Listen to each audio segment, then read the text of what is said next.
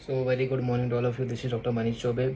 आज का जो टॉपिक है वो है एबीजी। एबीजी क्या है, एबीजी क्यों करते हैं, आईसीयू में एबीजी की क्या नीड है, क्या इंपॉर्टेंस है। वैसे एबीजी एक छोटे से वीडियो में समझा पाना पॉसिबल नहीं है, पर मैंने ट्राई किया है कि एक 10 मिनट या 15 मिनट जो भी वीडियो बनता है उसके अंदर मैं एबीजी को एटलीस्ट इतना तो एक्सप्लेन कर सकूँ कि आप एक एबीजी का रिपोर्ट देख के आप ये बता पाओगे कि वो पेशेंट का एबीजी जो है वो एसिडोसिस में है कि अल्कलोसिस में है, रेस्पिरेटरी है या मेटाबॉलिक है।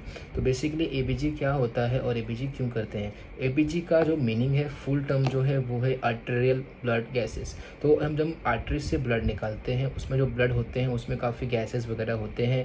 तो उसमें जो मेनली देखते हैं वो होता है ऑक्सीजन और CO2 लेवल, और तीसरा जो होता है वो होता है बाइकार्ब। तो जो ऑक्सीजन और CO2 लेवल है वो डिसाइड करता है हमारा रेस्पिरेटरी कैसा सिस्टम है उस पर, और जो बाइकार्ब है उसको डिसाइड करता है मेटाबॉलिक। मेटाबॉलिक मतलब किडनी फंक्शन कैसे हैं, हमारे बॉडी में कुछ भी होता है, एनाबॉलिज्म होता है, कैटाबॉलिज्म होता है, तो ऐसे ही मेटाबॉलिज्म अगर हो रहा है तो बाइकार्ब अगर रिलीज़ होते हैं तो उसका इफ़ेक्ट किडनी या बाकी किसी भी ऑर्गन्स पे कैसे पड़ता है वो दिखता है बाइकार्ब में, यानी कि मेटाबॉलिक में दिखता है।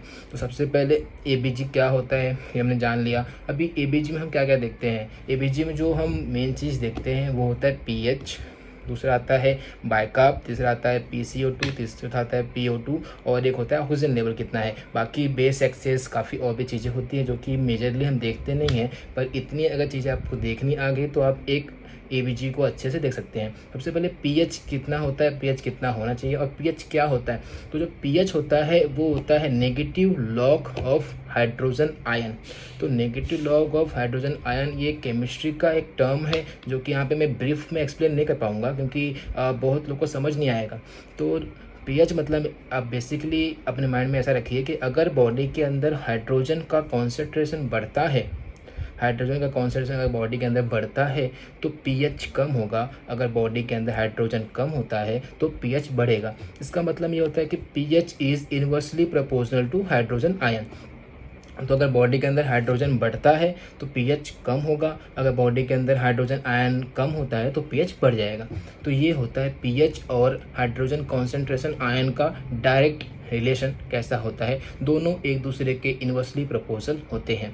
तो ये हो गया हमारा पीएच क्या होता है। और पीएच का जो नॉर्मल रेंज होता है वो है 7.35 टू 7.45। अगर 7.35 से नीचे आता है तो हम उसको बोलते हैं कि पेशेंट का जो भी ईबीजी रिपोर्ट है वो पेशेंट एसिडोसिस में है। अगर 7.45 से ऊपर जाएगा तो वो हो जाता है अल्कलोसिस में। दूसरा आता है बाइकार्ब, जिसको हम बोलते हैं SCO3। तो उसका नॉर्मल रेंज है 22 टू 26। अगर पेशेंट का बाइकार्ब लेवल जो है 22 से नीचे आता है तो हम बोल देंगे कि 22 से अगर नीचे आता है तो वो इतना डिफर नहीं करता, पर 26 के ऊपर आता है तो हो जाएगा मेटाबॉलिक एसिडोसिस। तीसरा आता है PCO2 लेवल कितना होता है। PCO2 जो है वो 35 से 45 होता है। अभी जो पीएच है वो PCO2 के इन्वर्सली प्रोपोर्शनल है, और जो पीएच है वो बाइकार्ब के डायरेक्टली प्रोपोर्शनल है। अगर पीएच बढ़ता है तो बाइकार्ब बढ़ेगा, अगर पीएच कम होता है तो बाइकार्ब कम होगा। अगर पीएच बढ़ता है तो PCO2 का जो लेवल है वो कम होगा, अगर पीएच कम होता है तो PCO2 का लेवल बढ़ेगा। तो ये एक और रिलेशन है जिसका मतलब होता है अगर पीएच बढ़ता है यानी कि पीएच जो है वो डायरेक्टली प्रोपोर्शनल है बाइकार्ब के और वो इन्वर्सली प्रोपोर्शनल है PCO2 के। यहाँ पे तीन चीज़ बहुत इंपॉर्टेंट है। पहला है कि जो पीएच है वो डायरेक्टली प्रोपोर्शनल किसके है, बाइकार्ब के। दूसरा है जो पीएच है वो इन्वर्सली प्रोपोर्शनल किसके है, हाइड्रोजन कॉन्सेंट्रेशन आयन के। और तीसरा जो है पीएच जो है वो इन्वर्सली प्रोपोर्शनल है partial pressure of carbon dioxide के। तो ये तीन चीज़ अगर आपने में दिमाग में रख लिया तो एबीजी देखना बहुत ही सिंपल है। तो अभी अगला आता है PO2 वैल्यू कितना होना चाहिए। तो जब एबीजी है रिपोर्ट है उसमें PO2 की वैल्यू होनी चाहिए 75 टू 100। और लास्ट में आता है SO2 मतलब होता है बॉडी के अंदर जो आपने जो भी ब्लड निकाला है उसमें ऑक्सीजन लेवल कितना है। अगर अगर आपने जो ब्लड निकाला है उसमें SO2 की जो वैल्यू है अगर वो 95% या उसके ऊपर है तो आप समझ जाइए कि आपका जो ब्लड है वो आर्टेरियल है। अगर आपको SO2 की जो वैल्यू है वो 91% या 92% दिख रही है मतलब वो मोस्ट ऑफ मिक्स ब्लड होगा। और अगर वो 85% या उससे नीचे दिखता है आपको SO2 वैल्यू मतलब आपने वेनस ब्लड निकाला है तो आपको वापस से कलेक्शन लेना पड़ेगा। और मेजरली आप कलेक्शन कहाँ से लेते हैं तो उसके लिए 3 आर्टरीज जो काम भी कॉमनली यूज़ करते हैं। पहला आता है रेडियल आर्टरी, दूसरा आता है ब्रेकियल आर्टरी, तीसरा आता है फीमोरल आर्टरी। और सबसे कॉमन जो हम यूज़ करते हैं वो आता है radial artery. Radial artery commonly use करने का रीज़न ये है क्योंकि वो काफ़ी प्रोमिनेंट होता है, काफ़ी सुपरफिशियल है और ईजिली पार्टेबल होता है, इसलिए रेडियल आर्टरी जो है सबसे ज़्यादा कन्वीनियंट और एकदम प्रोमिनेंट मिलता है। इसलिए कोई भी कलेक्शन रेडियल आर्टरी से ही करते हैं मोस्ट ऑफ। अभी ये आपको हो गया हर एक का नॉर्मल रेंज आपको पता चल गया है। पीएच कितना होना चाहिए, बाइकार्ब कितना होना चाहिए, PCO2 कितना होना चाहिए, PO2 कितना होना चाहिए। नॉर्मल रेंज अगर आपको पता है, अगर इस रेंज में अगर कुछ एब्नॉर्मलिटी वगैरह आती है तो आप उसको देख के ये फाइंड कर सकते हैं कि पेशेंट एसिडोसिस में है कि अल्कलोसिस में है। तो ये सब चीज़ें होगी नॉर्मल रेंज। अब इस नॉर्मल रेंज के ऊपर ही आपको मैं कुछ एग्जांपल्स दूंगा ताकि आपको समझ में आए कि पेशेंट रेस्पिरेटरी अल्कलोसिस में है कि किस चीज़ में है। तो पहला एग्जांपल आपको दिखाता हूँ मैं।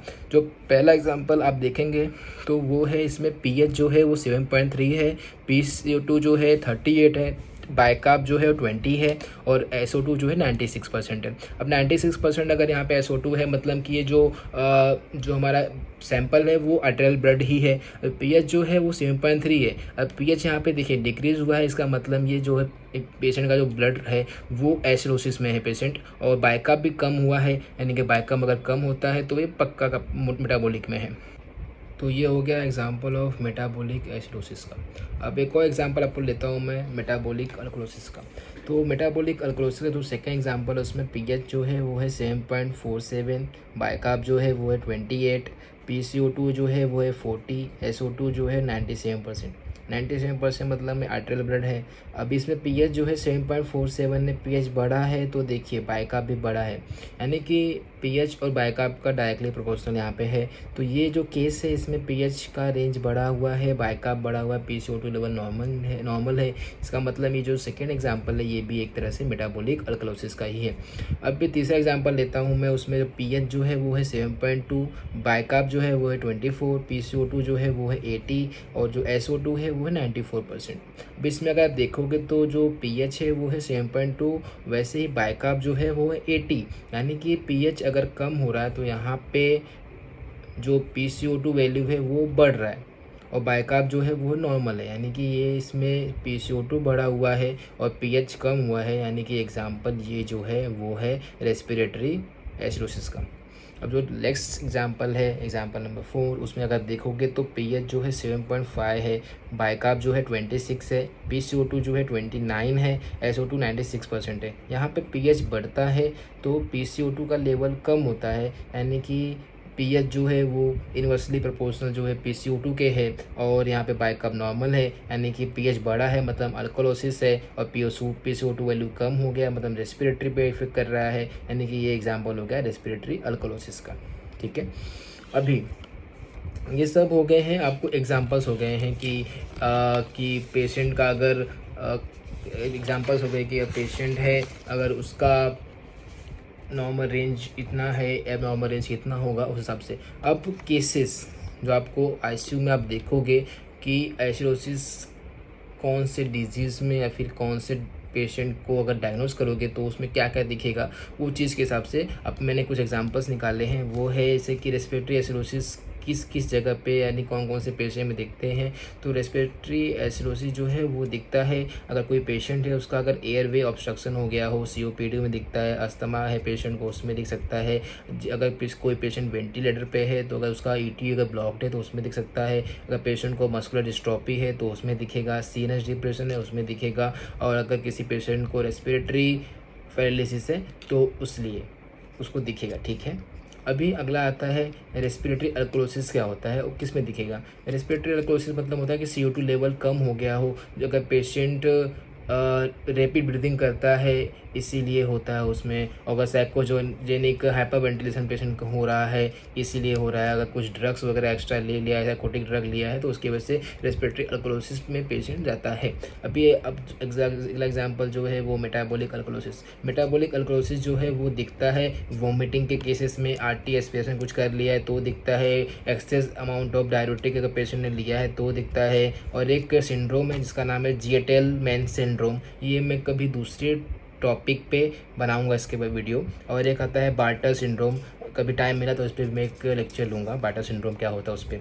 अभी दूसरा आता है एग्जांपल है वो है मेटाबॉलिक एसिडोसिस। मेटाबॉलिक एसिडोसिस जो है वो दिखता है लैक्टिक एसिडोसिस के केसेस में दिखता है कि कोई पेशेंट को शॉक है उसमें दिखेगा। DKA यानी कि डायबिटिक कीटो एसिडोसिस, ये भी एक इम्पॉर्टेंट टॉपिक है, इस पर भी कभी मैं लेक्चर लूँगा। तो DKA के पेशेंट में भी ये चीज़ें दिखती है। अगर पेशेंट को सीवियर डायरिया है तो उसमें भी मेटाबॉलिक एसिडोसिस का सीन दिखेगा। और अगर पेशेंट किडनी फेलियर है तो ऑब्वियसली बात है उसमें मेटाबॉलिक एसिडोसिस का सीन दिखने वाला ही है। तो ये सब जो एग्जांपल्स थे ये आपको डेली आईसीयू के रूटीन में आपको दिखने वाले ही। और that is all about the ABG।